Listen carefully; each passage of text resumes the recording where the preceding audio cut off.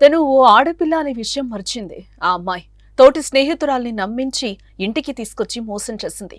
ఘోరాతి ఘోరంగా cool drink లో మత్తుమందిచ్చి భర్తతో లైంగిక దాడి చేయించింది.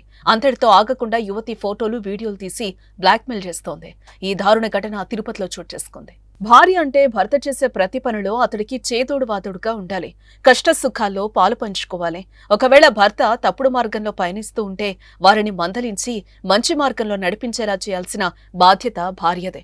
భర్త చేసే తప్పులను గుర్తించి సరిదిద్ది అతడు సన్మార్గంలో పయనించేలా చూడాలి. ఒకవేళ అతడు మాట వినకపోతే దూరంగా ఉండాలి. అంతే తప్ప భర్త చేసే పాపాల్లో పాలు పంచుకోకూడదు. కానీ ఇప్పుడు మనం చెప్పుకునే మహిళ మాత్రం ఇందుకు భిన్నం.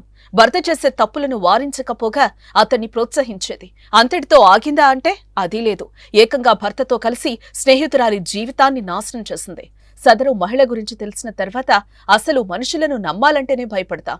ఈ అమానవీయ ఘటన ఆంధ్రప్రదేశ్ తిరుపతిలో చోటు చేసుకుంది.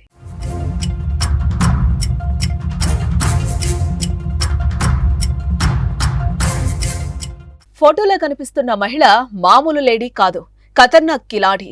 చదివిందేమో న్యాయ విద్య, కానీ చేసేవి మాత్రం అన్ని అక్రమాలే. ఆమె ఎంత నీచానికి పాల్పడింది అంటే స్నేహితురాల్ని నమ్మించి భర్తతో కలిసి యువతి జీవితాన్ని నాశనం చేసింది. స్నేహితురాలికి మత్తుమందిచ్చి భర్తతో ఆమె మీద అత్యాచారం చేయించింది.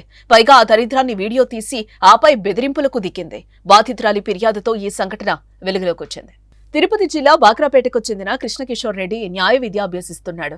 అతడి భార్య ప్రణవకృష్ణ కూడా లా స్టూడెంట్నే.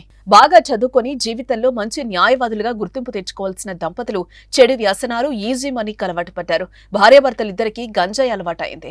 ఇలా ఉండగా వారికి కర్నూలు జిల్లా కల్లూరు మండలానికి చెందిన బాధిత యువతితో వీరికి పరిచయం ఏర్పడింది. అది కాస్త బలపడి తరచుగా ఆమె ఇంటికి వెళ్లటం వరకు వచ్చింది. ఇలా ఉండగానే బాధితురాలికి ప్రణవకృష్ణ భర్త కృష్ణకిషోర్ రెడ్డితో కూడా పరిచయం ఏర్పడింది. ఏ క్రమంలోనే సదరు దంపతులు బాధితురాలికి గంజాయి అలవాటు చేశారు. సీన్ కట్ చేస్తే ఓసారి యువతికి గంజాయి ఇచ్చి ఆమె మత్తులో ఉండగా కృష్ణకిషోర్ రెడ్డి బాధితురాలిపై అత్యాచారానికి పాల్పడ్డాడు. స్నేహితురాలిపై భర్త చేస్తున్న దారుణాన్ని ఆపాల్సింది పోయి ప్రణవకృష్ణారెడ్డి ఆ దరిద్రాన్ని వీడియో తీసింది.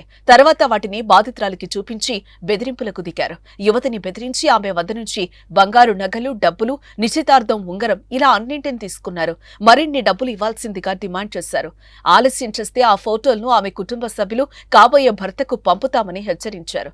దీంతో వారి వేధింపులు భరించలేక పోలీసులను ఆశ్రయించింది.